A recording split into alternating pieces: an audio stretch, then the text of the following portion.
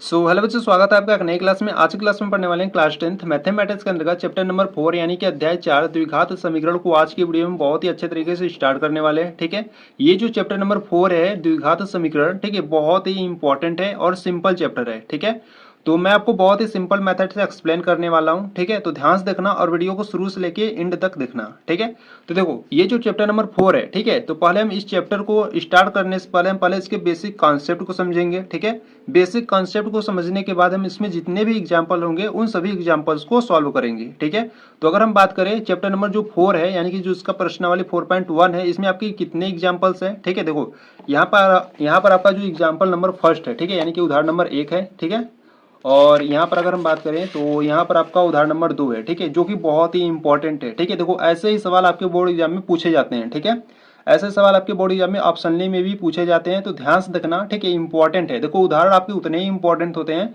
जितने आपके प्रश्नावली के सवाल होते हैं। ठीक है, तो उदाहरण जितने भी आपके उदाहरण होंगे उन सभी को आपको करना है, किसी भी उदाहरण को आपको छोड़ना नहीं है। ठीक है, तो पहले हम क्या करेंगे, पहले ये जो चैप्टर है आपका चैप्टर नंबर 4 द्विघात समीकरण, ठीक है, तो पहले हम इसकी बेसिक कॉन्सेप्ट को समझेंगे। बेसिक कॉन्सेप्ट समझने के बाद हम इसमें जितने भी एग्जांपल्स होंगे उन सभी को सॉल्व करेंगे। ठीक है, तो चलो पहले हम समझते हैं इसके जो बेसिक कॉन्सेप्ट है उसको। ठीक है, तो चलो स्टार्ट करते हैं। ठीक है,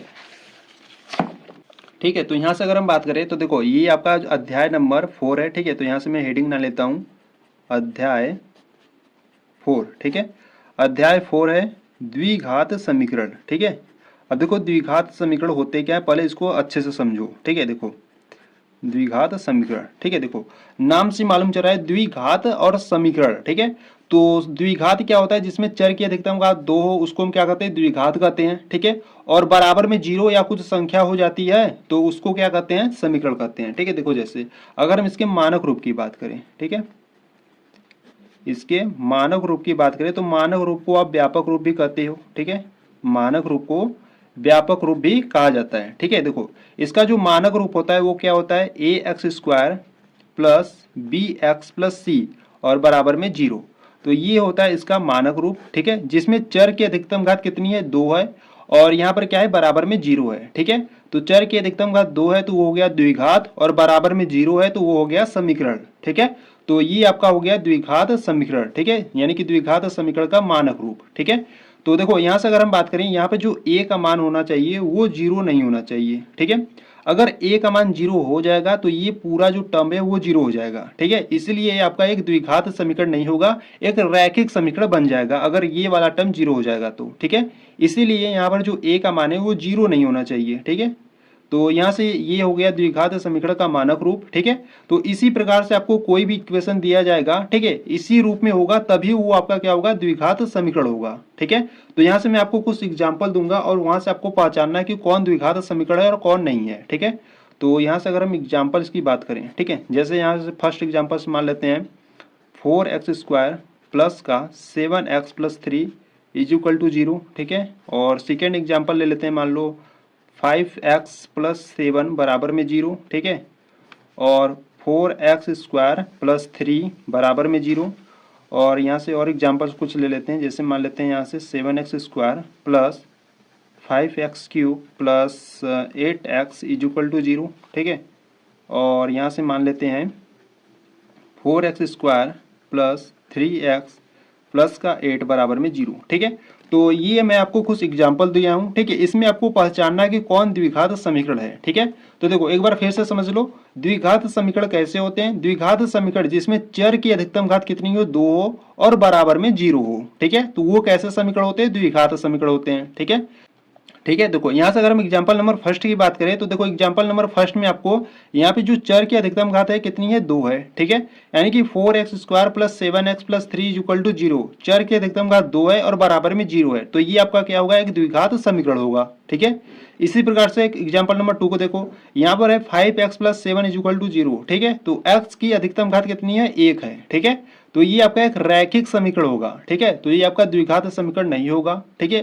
क्यों नहीं होगा, क्योंकि यहाँ पर जो चर की अधिकतम घात है 1 है। ठीक है, अगर 2 रहता तो वो आपका द्विघात समीकरण हो जाता। ठीक है, यहाँ पे देखो यहाँ पर है 4x² plus 3 is equal to 0। ठीक है, चर की अधिकतम घात कितनी है, 2 है और बराबर में 0 है, तो ये आपका हो जाएगा द्विघात समीकरण। ठीक है, इसी प्रकार से यहाँ पे देखो, यहाँ पर 7x² plus 5x³ plus 8x is equal to 0 है। ठीक है, इसमें जो चर की अधिकतम घात है वो कितनी है, 3 है। ठीक है, तो 3 है तो ये द्विघात समीकरण होगा ही नहीं। ठीक है, क्यों? क्योंकि इसमें जो चर की अधिकतम घात है 3 है। ठीक है, अगर 2 रहता तो वो हो जाता। ठीक है, और यहाँ पे देखो, यहाँ पर 4x² plus 3x plus 8 is equal to 0 है। ठीक है, तो यहाँ पे जो चर की यानी कि वेरिएबल की जो हाईएस्ट पावर है वो कितनी है, 2 है। तो ये आपका एक द्विघात समीकरण होगा। ठीक है, तो इस प्रकार से अगर इस रूप में रहेगा तो वो आपका एक द्विघात समीकरण होगा। ठीक है, तो ये रहा अध्याय नंबर 4 का द्विघात समीकरण का बेसिक कॉन्सेप्ट। ठीक है, आपने बेसिक कॉन्सेप्ट आपने समझ लिया। ठीक है, अब चलो इसमें जितने भी एग्जाम्पल हैं उन सभी एग्जाम्पल को करते हैं। ठीक है, ठीक है, देखो यहाँ से अगर हम एग्जाम्पल नंबर फर्स्ट की बात करें तो यहाँ पे एग्जाम्पल नंबर फर्स्ट क्या करा है, देखिए।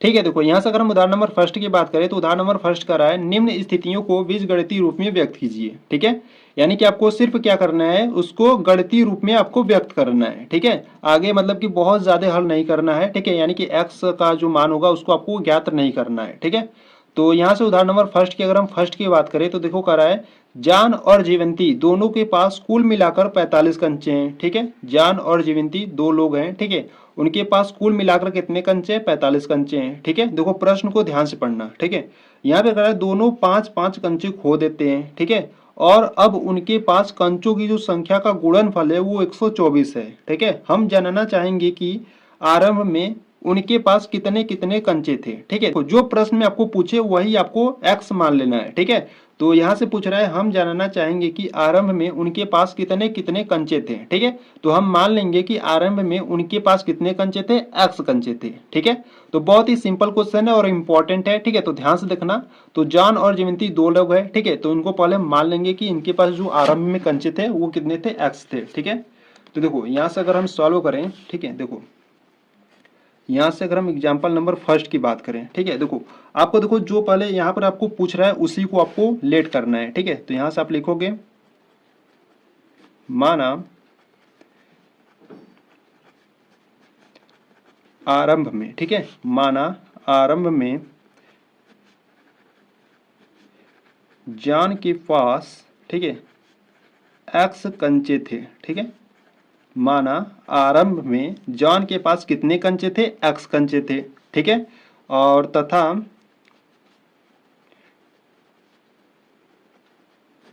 जीवंती के पास, ठीक है, माना जीवंती के पास, देखो अगर जॉन के पास एक्स कंचे थे तो जीवंती के पास कितने कंचे होंगे, देखो कुल कंचों की संख्या कितनी है, 45 है। ठीक है, अब 45 में से मान लेते हैं एक्स अगर वो जॉन के कंचों की संख्या है। ठीक है, 45 में से एक्स कितना है, जॉन के कंचों की संख्या है, तो जीवंती के कंचों की संख्या कितनी होगी, देखो 45 में से अगर हम जॉन के कंचों की संख्या को घटा दें तो वो किसके कंचों की संख्या निकलेगी, जीवंती के कंचों की संख्या निकलेगी। ठीक है, तो इसीलिए हम यहाँ पर क्या करेंगे, तथा जीवंती के पास जो कंचों की संख्या होगी, ठीक है, कंचों की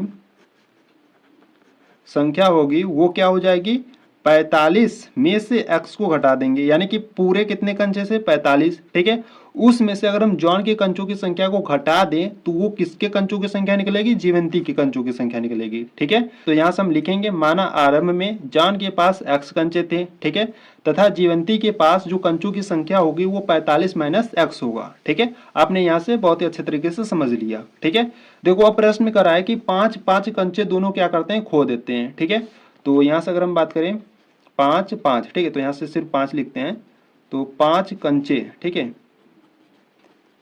खोने के बाद, देखो 5 कंचे खोने का मतलब समझ रहे हो, 5 कंचे खोने का मतलब कि 5 कंचे क्या करो, घटा दो। ठीक है, यानी कि देखो अगर जॉन के पास x कंचे थे तो उसमें से क्या करो, 5 घटा दो, और जीवंती के पास जितने भी कंचे उसमें से भी 5 घटा दो। ठीक है, तो यहां से आप लिखोगे,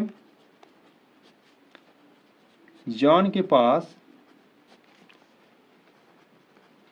बचे कंचे, ठीक है, जॉन के पास बचे कंचे कितने हो जाएंगे, देखो जॉन के पास कुल कितने कंचे थे, मतलब कि जॉन के पास कितने कंचे थे, x कंचे थे। ठीक है, तो x में से वो 5 कंचे क्या किया, खो दिया, यानी कि x माइनस 5 हो जाएगा यहाँ से। ठीक है, इसी प्रकार जीवंती के पास, ठीक है, देखो इसी प्रकार जीवंती के पास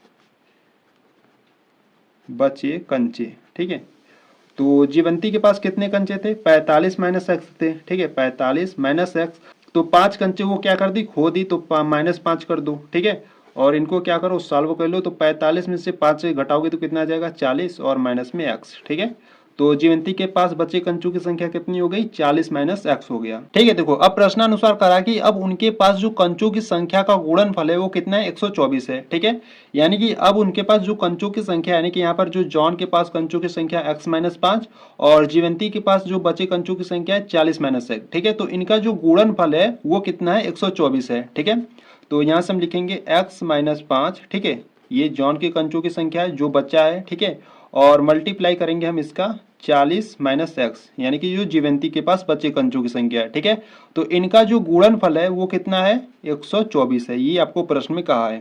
ठीक है, तो बस इनको आपको सॉल्व करना है। ठीक है, तो देखो यहाँ से पहले क्या करते हैं x का गुणा इन दोनों में करेंगे। ठीक है, तो x का गुणा जब आप 40 में करोगे तो क्या हो जाएगा 40x हो जाएगा। ठीक है, और x का गुणा जब x में करोगे तो माइनस एक्स स्क्वायर हो जाएगा। ठीक है, और 5 का गुणा 40 में करोगे तो 5 चौका 20 और माइनस का यहाँ से जीरो बढ़ा लोगे तो 200 हो जाएगा। ठीक है, और माइनस 5 का गुणा जब माइनस एक्स में करोगे तो माइनस माइनस प्लस हो जाएंगे और यहाँ से सिर्फ आपका 5x हो जाएगा और बराबर में कितना है 124 है। ठीक है, अब यहाँ से क्या करते हैं 124 इधर है, इधर लाएंगे तो क्या हो जाएगा माइनस में हो जाएगा। ठीक है, तो यहाँ से देखो इसको इस प्रकार से लिख सकते हैं, देखो 40x और यहाँ पर एक 5x और है। ठीक है, तो दोनों को ऐड कर दो तो कितना हो जाएगा 45x हो जाएगा और माइनस में एक्स स्क्वायर माइनस में 200 है, इसको जब इधर लाओगे तो माइनस का 124 हो जाएगा बराबर में 0। ठीक है, तो यहाँ से इसको सॉल्व करते हैं तो 45x माइनस का एक्स स्क्वायर और देखो 200 है और यहाँ पर माइनस का 124 है, दोनों माइनस में है। ठीक है, तो दोनों माइनस में तो दोनों को जोड़ दो तो कितना हो जाएगा माइनस 324 हो जाएगा बराबर में 0। अब इनको क्या करो सही रूप में लिख लो। ठीक है, देखो पहले क्या रहेगा एक्स स्क्वायर रहेगा यानी कि यहाँ से माइनस एक्स स्क्वायर, फिर x वाला टर्म रहेगा प्लस का 45x और माइनस का 324 बराबर में 0। ठीक है, यहाँ पर माइनस अगर हम कॉमन करेंगे तो यहाँ पर ये जो एक्स स्क्वायर है वो क्या हो जाएगा प्लस हो जाएगा। ठीक है, तो एक्स स्क्वायर देखो यहाँ से अगर हम माइनस को कॉमन करेंगे तो ये प्लस हो जाएगा। ठीक है, और ये प्लस है तो ये माइनस हो जाएगा। ठीक है, और ये माइनस है तो ये प्लस हो जाएगा। ठीक है, बराबर में 0। ठीक है, तो ये जो माइनस है उधर जाकर 0 में गुणा हो जाएगा तो वो तो 0 हो जाएगा। ठीक है, यानी कि यहाँ से आप लिख सकते हो एक्स स्क्वायर माइनस का 45x प्लस का 324 बराबर में 0। ठीक है, तो ये आपका एक द्विघात समीकरण बनता है। ठीक है, जिसमें चर की अधिकतम घात 2 है और बराबर में 0 है। ठीक है, तो इस प्रकार से इसको आपको सॉल्व करना था। ठीक है, तो यहीं तक आपको सॉल्व करना है, आगे आपको सॉल्व नहीं करना है, यानी कि इसके बाद जो x का मान होगा उसको आपको फाइंड नहीं करना है। ठीक है, यानी कि आपको देखो प्रश्न में कहा था कि सिर्फ आपको क्या करना है गणितीय रूप में व्यक्त करना है। ठीक है, तो इसी प्रकार से जितने भी आपके एग्जाम्पल्स होंगे यहीं तक आपको बस सॉल्व करना होगा। ठीक है, तो ये आपका जो उदाहरण नंबर फर्स्ट है वो आपका कंप्लीट हुआ। ठीक है, अगर आपको कुछ भी डाउट हो रहा है तो एक बार वीडियो को फिर से देखो, बहुत ही अच्छे तरीके से समझ जाओगे। ठीक है, तो यहाँ पर आपका जो एग्जाम्पल नंबर फर्स्ट का फर्स्ट था वो कंप्लीट हुआ। ठीक है, ठीक है, तो यहाँ से अगर हम क्वेश्चन नंबर फर्स्ट के यानी कि उदाहरण नंबर फर्स्ट के सेकंड की बात करें तो देखो उदाहरण नंबर फर्स्ट के सेकंड क्या करा है, ये आपका फर्स्ट वाला कंप्लीट हो गया। ठीक है, तो सेकंड वाला करा है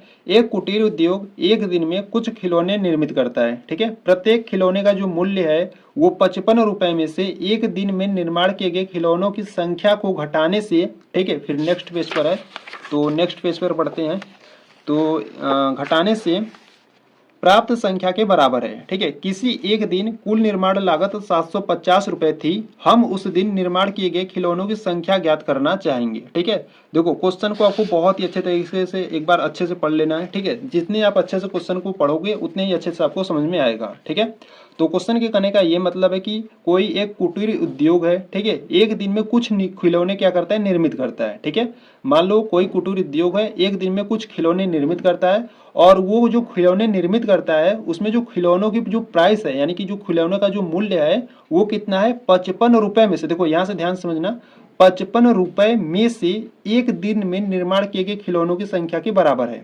ठीक है, यानी कि संख्या को घटाने से प्राप्त संख्या के बराबर है। ठीक है, ठीक है, तो यहाँ से हम क्या करेंगे एक दिन में जो निर्माण किए गए खिलौनों की संख्या है उसको क्या करेंगे x मान लेंगे और प्रत्येक जो खिलौनों का मूल्य हो जाएगा वो 55 में से, ठीक है, देखो 55 में से इसको तो हम x मान लेंगे तो 55 में से x को घटा देंगे तो प्रत्येक खिलौने का मूल्य निकल जाएगा। ठीक है, फिर उनको क्या करेंगे उनका गुणनफल, ठीक है, तो उनका गुणनफल करेंगे तो जो कुल लागत था वो कितना था 750, तो बराबर में क्या कर देंगे 750 कर देंगे। ठीक है, तो इस प्रकार से आपको इस क्वेश्चन को करना है। ठीक है, क्वेश्चन नंबर सेकेंड को ठीक है। तो यहाँ से आपका जो एग्जाम्पल नंबर फर्स्ट है, ठीक है, एग्जाम्पल नंबर फर्स्ट का जो क्वेश्चन नंबर सेकेंड है, ठीक है, उसको सॉल्व करने वाले हैं।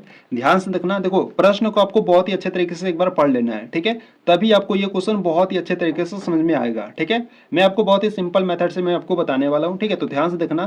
तो देखो पहले हम क्या करेंगे, जो एक दिन में खिलौने निर्मित कर रहा है, ठीक है, उसको हम क्या करेंगे, एक्स मान लेंगे, ठीक है। तो यहाँ से आप लिखोगे माना एक दिन में, ठीक है, माना एक दिन में निर्माण किए गए, ठीक है, माना एक दिन में निर्माण किए गए खिलौनों की संख्या, ठीक है, माना एक दिन में निर्माण किए गए खिलौनों की जो संख्या है वो क्या है, एक्स है, ठीक है। अगर एक दिन में निर्माण किए गए खिलौनों की संख्या एक्स है तो प्रत्येक खिलौने का मूल्य कितना हो जाएगा। यहां से देखो प्रश्न में कहा था प्रत्येक खिलौने का मूल्य, ठीक है, प्रत्येक खिलौने का मूल्य, प्रत्येक खिलौने का जो मूल्य होगा वो 55 में से, ठीक है, 55 में से एक दिन में निर्माण किए गए खिलौनों की संख्या को घटाने से, ठीक है, प्राप्त संख्या के बराबर थी। तो एक दिन में निर्माण किए खिलौनों की जो संख्या है उसको हम क्या माने हैं, एक्स माने हैं। तो इसको क्या करेंगे, एक्स को घटा देंगे, ठीक है। तो वो क्या निकलेगा, आपका प्रत्येक खिलौने का मूल्य निकल जाएगा, ठीक है। तो कुल लागत कितना था इसको भी हम लिख लेते हैं यहाँ से। जो कुल लागत है, जो कुल लागत है वो कितना है, 750 रुपए है, ठीक है। कुल लागत का क्या मतलब हुआ, यहाँ से कुल लागत का ये मतलब हुआ कि जो निर्माण किए गए खिलौनों की संख्या है और खिलौने का जो मूल्य है, ठीक है, उनका गुणनफल बराबर होगा 750 के, ठीक है। यानी कि यहाँ से हो जाएगा x और यहाँ से हो जाएगा 55 माइनस एक्स हो जाएगा जो प्रत्येक खिलौने का मूल्य था, ठीक है।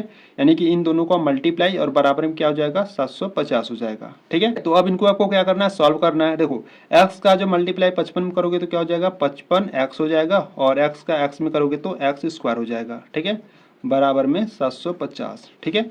इनको अगर हम सही रूप में लिखना चाहें तो देखो अब क्या करते हैं ना, ये जो माइनस एक्स स्क्वायर है उसको उस बगल भेज देते हैं, ठीक है।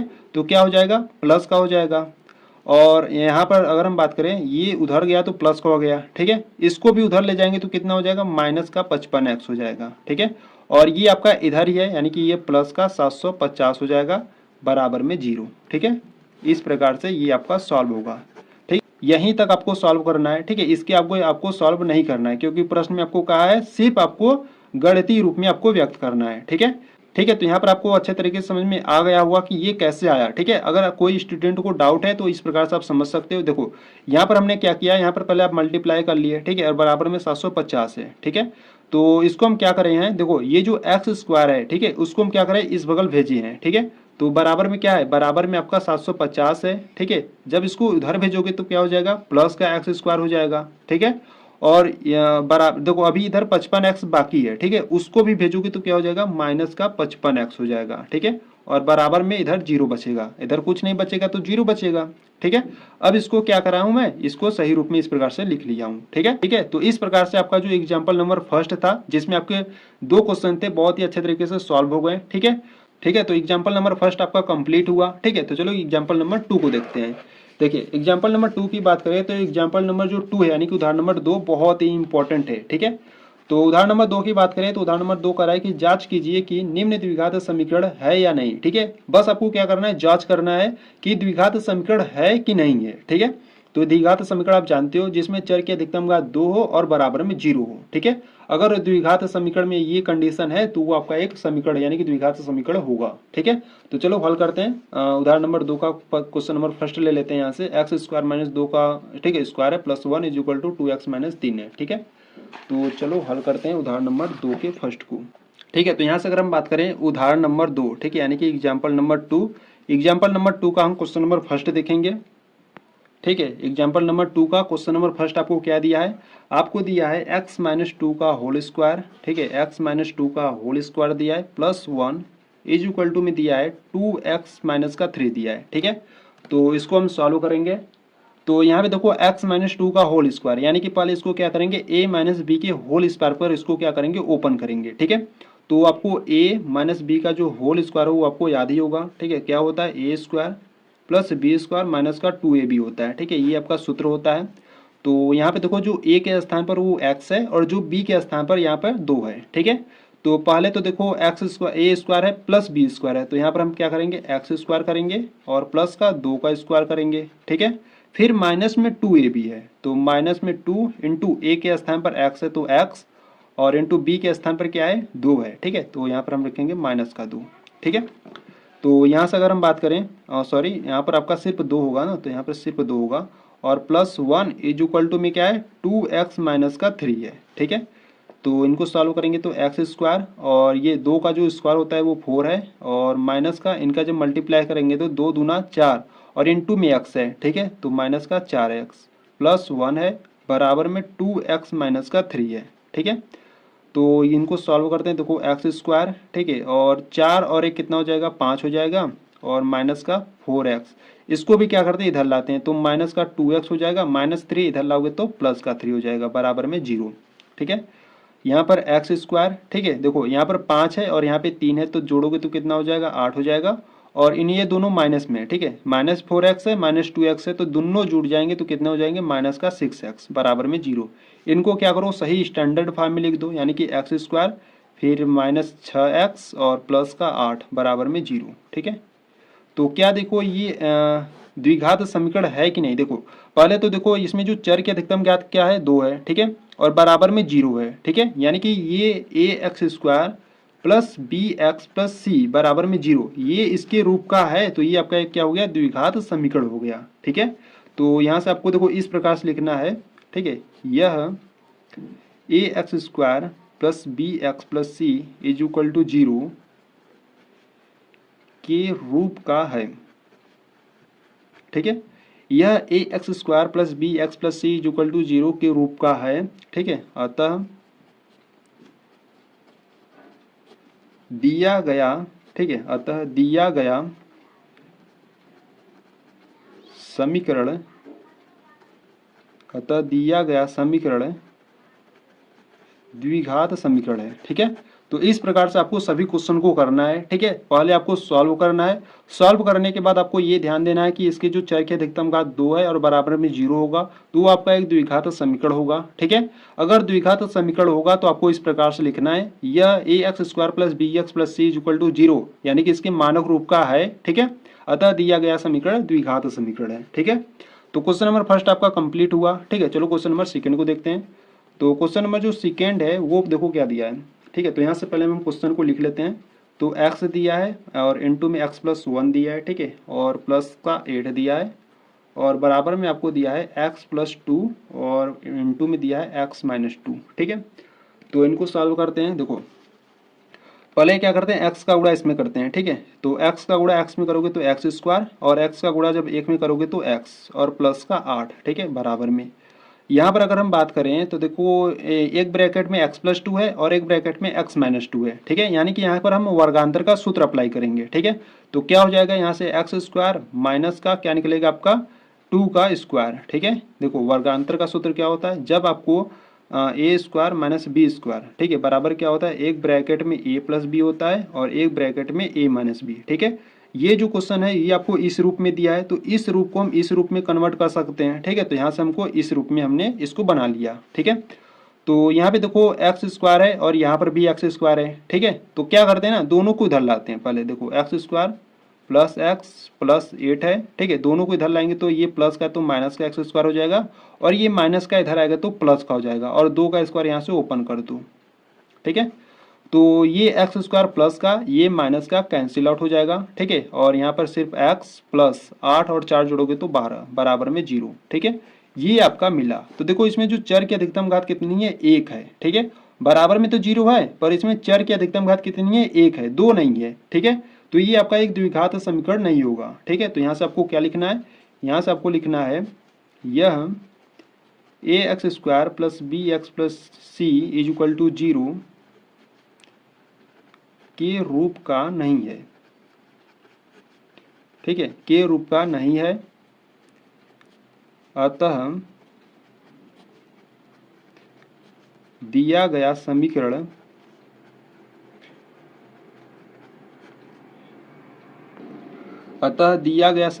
द्विघात समीकरण, ठीक है, अतः दिया गया समीकरण द्विघात समीकरण नहीं है। ठीक है, तो इस प्रकार से आपको सॉल्व करना था। ठीक है, तो यहाँ पर आपका क्वेश्चन नंबर 2 भी सॉल्व हो गया। ठीक है, तो आगे बढ़ते हैं, क्वेश्चन नंबर अब 3 को देखते हैं। देखिए, ठीक है, देखो क्वेश्चन नंबर 3 की बात करें तो क्वेश्चन नंबर 3 आपको दिया है एक्स दिया है। ठीक है, फिर आपको ब्रैकेट में दिया है 2x+3 और इक्वल टू में क्या दिया है x² + 1 दिया है। ठीक है,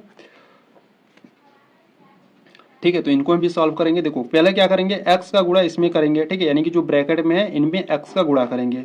तो 2x में जब x का गुणा करोगे तो क्या निकलेगा 2x² प्लस x का गुणा 3 में करोगे तो 3x बराबर में आपका क्या है x² + 1 है। ठीक है, तो इन सभी को क्या करते हैं इधर लाते हैं। ठीक है, तो 2x² प्लस का 3x इन सभी को इधर लाओगे तो माइनस का x² हो जाएगा और प्लस का 1 है इधर आएगा तो माइनस का 1 हो जाएगा बराबर में 0। ठीक है, 2x²। ठीक है, में से अगर एक x² जाएगा तो कितना बचेगा x² बचेगा। ठीक है, और यहाँ पर क्या है प्लस का 3x है और माइनस का 1 बराबर में 0। ठीक है, ये आ गया आपका। ठीक है, तो इसमें ध्यान से देखो, इसमें जो चर की अधिकतम घात क्या है 2 है और बराबर में 0 है। ठीक है, तो ये आपका क्या होगा एक द्विघात समीकरण होगा। ठीक है, तो आपको इसी प्रकार से लिख देना है जैसे यहाँ पर आप लिखे थे। ठीक है, यह ax² + bx + c = 0 के रूप का है, अतः दिया गया समीकरण द्विघात समीकरण है। ठीक है, तो यहीं पर आपको सीधे लिख देना है। ठीक है, तो ये आपका क्वेश्चन नंबर 3 भी आपका कंप्लीट हुआ। ठीक है, तो चलो क्वेश्चन नंबर 4 को देखते हैं। ठीक है, देखो यहाँ से अगर हम क्वेश्चन नंबर 4 की बात करें। ठीक है, देखो क्वेश्चन नंबर 4 में आपको क्या दिया है, क्वेश्चन नंबर 4 में दिया है आपको x+2 का ठीक है क्यूब दिया है बराबर में x³ - का 4 दिया है। ठीक है, तो इसको पहले हम क्या करेंगे, देखो यहाँ पर आपको x+2 का होल क्यूब दिया है। ठीक है, तो पहले इसको क्या करेंगे सूत्र की सहायता से ओपन करेंगे। ठीक है, देखो यहाँ से अगर हम बात करें a प्लस जो b का होल क्यूब होता है वो क्या होता है a³। ठीक है, प्लस b³ प्लस 3ab और ब्रैकेट में क्या होता है a + b होता है। ठीक है, तो यहाँ पर जो a के स्थान पर x है और जो b के स्थान पर 2 है। ठीक है, तो इसी सूत्र की सहायता से इसको ओपन करेंगे। तो देखो a के स्थान पर क्या है x है। ठीक है, तो यहाँ पे मैं लिख देता हूँ a के स्थान पर क्या है x है और b के स्थान पर 2 है। ठीक है, और सूत्र को देखो और अच्छे से ओपन करो। ठीक है, तो यहाँ से क्या हो जाएगा x³ हो जाएगा। ठीक है, और यहाँ से 2 का क्यूब हो जाएगा।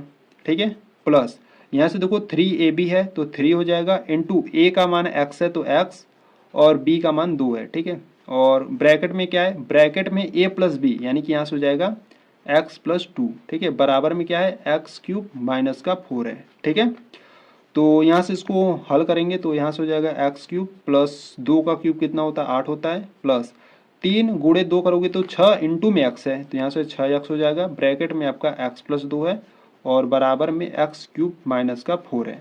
ठीक है, तो इसको सॉल्व करेंगे तो x³ + 8 और प्लस यहाँ पे देखो 6x का गुणा जब x में करोगे तो कितना हो जाएगा 6x² और प्लस 6 का गुणा 2 में करोगे तो कितना हो जाएगा 6 दूना 12x। ठीक है, बराबर में x³ - का 4 है। ठीक है, इन सभी को क्या करते हैं इधर लाते हैं तो यहाँ से हो जाएगा x³ प्लस। ठीक है, तो पहले क्या करते हैं ना इसको पहले इधर लाते हैं। ठीक है, देखो यहाँ पर 8 है प्लस देखो यहाँ पर है 6x²। ठीक है, और यहाँ पर है 12x और इसको इधर लाएंगे तो माइनस का x³ और ये हो जाएगा प्लस। ठीक है, बराबर में 0।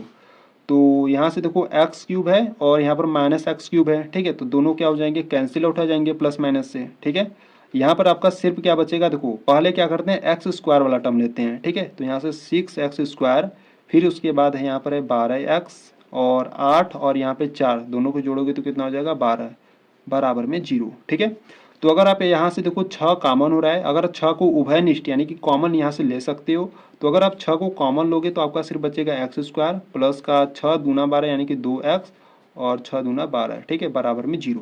तो यहाँ से इसको अगर सही रूप में लिखना चाहते हो तो इस प्रकार से आप लिख सकते हो बराबर में 0। ठीक है, तो ये आपको इसको सॉल्व करने पर ये आपको सॉल्यूशन मिला। ठीक है, तो देखो इसमें क्या चर की अधिकतम घात 2 है। ठीक है, तो ये इसमें देखो जो चर की अधिकतम घात क्या है 2 है। ठीक है, और बराबर में 0 है। ठीक है, यानी कि ये आपका क्या है एक द्विघात समीकरण है। ठीक है, तो आपको इस प्रकार से लिख देना है कि यह ax² + bx + c = 0 के रूप का है, अतः दिया गया समीकरण द्विघात समीकरण है। ठीक है, तो इस प्रकार से आपका जो क्वेश्चन नंबर 4 था वो भी आपका कंप्लीट हो गया। ठीक है, अगर आपको जो उदाहरण नंबर 2 है जिसमें आपके 4 क्वेश्चन थे, अगर आपको कोई भी डाउट है तो आपको कमेंट बॉक्स में आपको बता देना है। ठीक है, तो वीडियो आपको कैसी लगी वो भी आपको बता देना है। ठीक है, तो अगर आपको वीडियो अच्छी लगी तो वीडियो को लाइक कर देना। ठीक है, चैनल पर नए तो चैनल को सब्सक्राइब कर देना। ठीक है, तो यहाँ पर आपके जितने भी उदाहरण थे वो आपके कंप्लीट हो गए। तो अब नेक्स्ट वीडियो में हम क्या करेंगे, नेक्स्ट वीडियो में जो आपका जो प्रश्नावली 4.1 है इसको हम सॉल्व करेंगे। ठीक है, तो अगर आप प्रश्नावली 4.1 को देखना चाहते हो तो आपको क्या करना है, डिस्क्रिप्शन बॉक्स में आपको लिंक दे देता हूँ, ठीक है, वहां से देख सकते हो या प्लेलिस्ट को चेक कर सकते हो, ठीक है। अगर आप प्लेलिस्ट को चेक करोगे तो आपके लिए बहुत ही बेटर ऑप्शन होगा, क्योंकि वहां पर सभी वीडियो चैप्टर वाइज अपलोडेड है, ठीक है। तो वहां पर जाकर उन सभी वीडियो को देखकर अपनी कंप्लीट तैयारी कर सकते हो, ठीक है। तो प्लेलिस्ट को एक बार जरूर चेकआउट करना, ठीक है। तो अगर आपको ये वीडियो अच्छी लगी तो वीडियो को लाइक कर देना, ठीक है। चैनल पर नए तो चैनल को सब्सक्राइब कर देना। चलो मिलते हैं नेक्स्ट वीडियो में, तब तक के लिए जय हिंद जय भारत।